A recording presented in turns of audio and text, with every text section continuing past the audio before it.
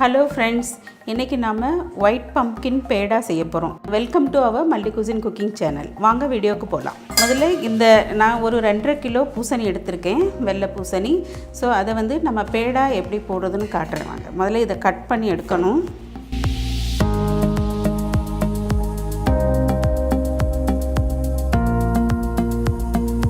இது மாதிரி கட் பண்ணியாச்சு. சோ இதுல வந்து என்னன்னா இந்த சாஃப்ட் பார்ட் தேவையில்லை. இதை வந்து கட் பண்ணி எடுத்துக்கலாம். இப்போ நாம் இப்போ எடுத்துருக்க இந்த ரெசிபி வந்து ஒரு ஸ்வீட் ரெசிபி. வடநாட்டிலலாம் வட இந்தியாவில் இது ரொம்ப ஃபேமஸாக யூஸ் பண்ணுவாங்க. இது ரொம்ப நல்ல டேஸ்ட்டாகவும் இருக்கும், உடம்புக்கும் ரொம்ப நல்லது, ஹெல்தி பாயிண்ட் ஆஃப் வியூ பார்த்திங்கன்னா. ஸோ இதை வந்து இப்போது நமக்கு தேவையான அளவு இதை பீஸ் பண்ணிக்கலாம், கட் பண்ணிக்கலாம். ஸோ நான் இந்த அளவு 1 இன்ச் அளவு வச்சு பீஸ் பண்ணுறேன்.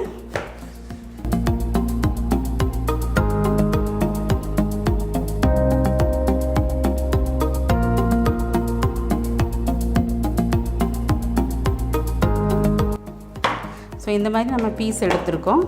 ஸோ இப்போ இது என்ன பண்ணணுன்னா, இது நல்லா இந்த ஃபோர்க் வச்சு நல்லா ஹோல்ட் பண்ணணும். இதில் இப்படி ஃபுல்லாக நல்லா ஹோல்ட் பண்ணிடணும்.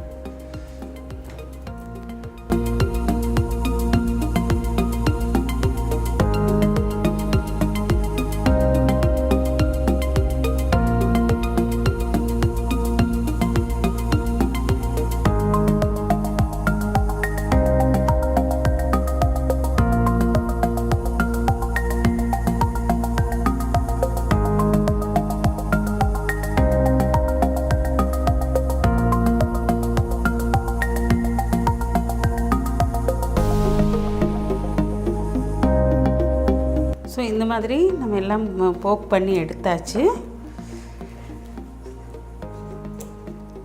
இதே மாதிரி இனி மிச்சம் உள்ள காயம் கட் பண்ணி போக் பண்ணி எடுத்துக்குவோம்.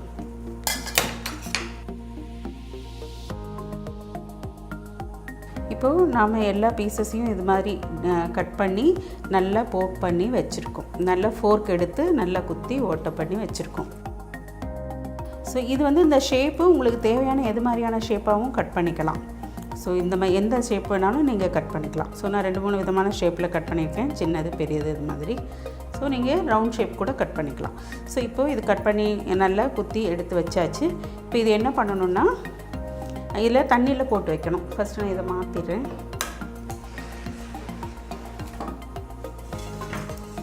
ஸோ இது மாதிரி ஒரு பெரிய பாத்திரத்தில் நிறைய தண்ணி எடுத்துக்கோங்க.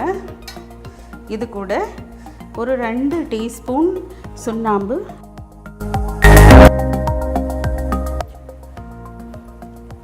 இது கூட கலக்கிக்கோங்க. கலந்துக்கிட்டு இதில் இந்த வெட்டி வச்ச பேடா மொத்தத்தையும் அதில் உள்ளே போட்டுடுங்க.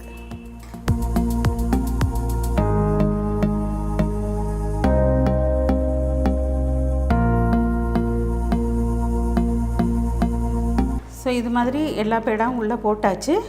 இதை வந்து ஓவர் நைட்டு நம்ம இதை அப்படியே ஒரு மூடி போட்டு மூடி எடுத்து வச்சிடலாம். ஸோ நம்ம வெள்ளை பூசணியை பூரா ராத்திரி ஃபுல்லாக சுண்ணாம்பு தண்ணியில் ஊற வச்சுருக்கோம். வாங்க. ஸோ இது மாதிரி நல்லா ஊறி இருக்குது. ஸோ இதை வந்து 3-4 தரம் நல்லா கழுவணும், அல்லது ரன்னிங் வாட்டரில் நல்லா போட்டு கழுவணும், சுத்தமாக இந்த சுண்ணாம்பு போகிற அளவுக்கு. வாங்க அது நல்லா கழுவி எடுத்துடலாம். சரி, இப்போது இது நம்ம வந்து ஒரு ஸ்ட்ரெயினரில் இது தனியாக வடித்து எடுத்துக்கலாம்.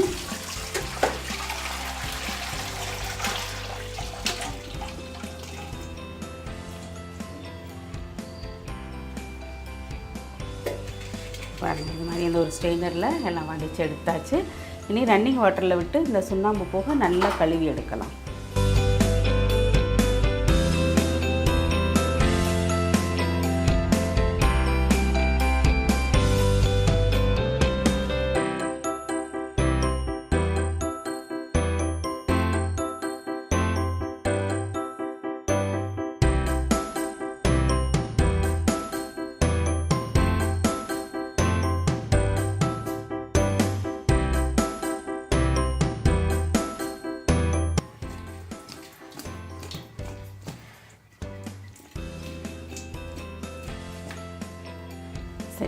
இனி அடுத்த ப்ராசஸ் பண்ணலாம்.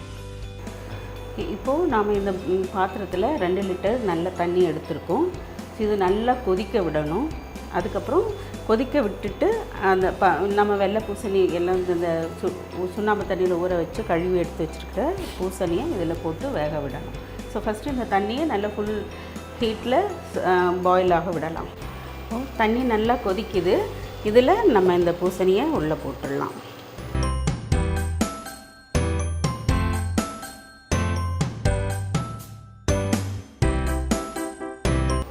ஸோ இது வந்து தண்ணி இந்த பூசணிக்கு மேலே முழுகி இருக்கிற மாதிரி இருக்கணும். பூசணி ஃபுல்லாக தண்ணிக்குள்ளே நல்லா முழுகி இருக்கிற மாதிரி இருக்கணும். இது ஒரு 25 நிமிஷம் நல்லா வேக விடலாம். ஃபுல் ஃப்ளேமில் நல்லா வேக விடலாம்.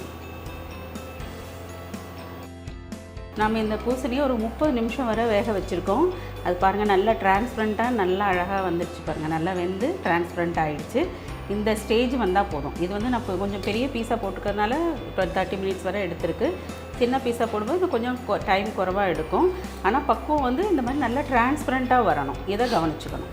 ஸோ இந்த அளவு வந்ததும் நம்ம இதை எடுத்து தண்ணியை ட்ரெயின் பண்ணி எடுத்து வச்சுக்கலாம்.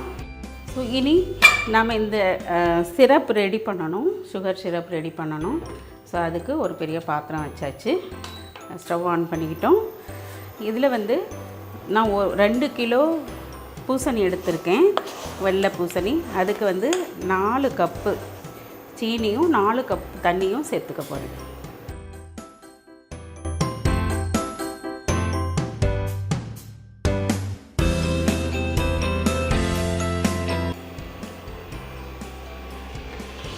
இந்த சர்க்கரை நல்லா கரைஞ்சிடுச்சு. இனி நம்ம இந்த வடித்து எடுத்து வச்ச பூசணிக்காயை இதில் சேர்த்துடலாம்.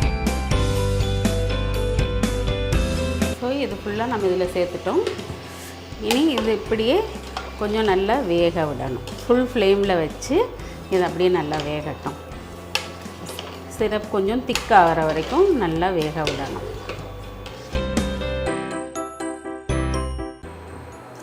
ஸோ நம்ம இந்த பூசணிக்காய் சிரப்பில் 12-13 மணி நேரம் நல்லா ஊறிடுச்சு. இப்போ பாருங்கள், அந்த பூசணிக்காய் கொஞ்சம் தண்ணி விட்டு நம்ம வச்ச திக்னஸை விட நல்ல தின் சிரப்பாக மாறி இருக்குது. இப்போது இன்னொரு தரம் இது ஒரு 10 மினிட்ஸ் 15 மினிட்ஸ் நம்ம இதை சூடு பண்ண போகிறோம்.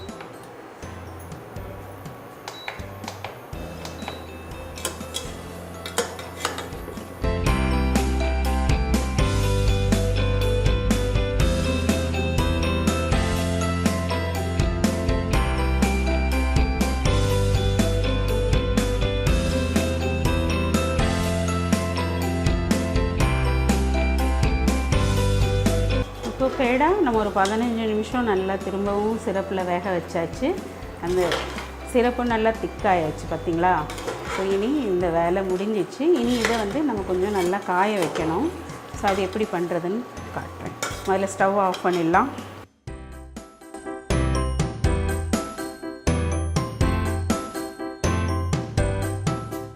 ஸோ இந்த மாதிரி ஒரு ஸ்லாட்டட் பிளேட் எடுத்திருக்கோம். ஒரு கப் கீழே வச்சு அது ஒரு பிளேட் மேலே வச்சுருக்கோம். ஸோ இதிலேருந்து எக்ஸஸ் ஜூஸ் எல்லாம் அதில் உள்ள ட்ரெயின் ஆகிடும்.